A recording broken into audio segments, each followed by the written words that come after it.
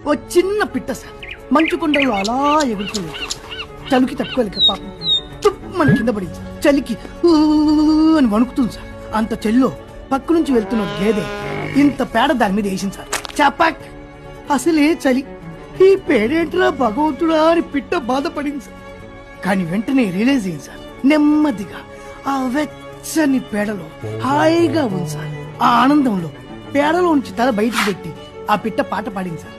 లలలా లలలా లలలా లా. ఈలో పక్క నుంచి వెళ్తున్న ఒక పిల్లి దాని దగ్గరికి వచ్చింది సార్. చూసింది సార్. పిట్టని బయటికి తీసింది సార్. నీళ్ళలో చపక్ చపక్ అని కడిగి గుట్టుగా మింగేసింది సార్. అంతే సార్ కథ.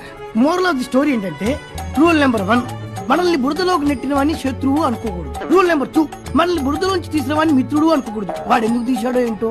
నెంబర్ 3, మనం బురదలో ఉన్నప్పుడు, I mean when you are in a deep shit, అన్ని మూసుకొని కూర్చోవాలి తప్ప పాటలు అవి పాడకూడదు.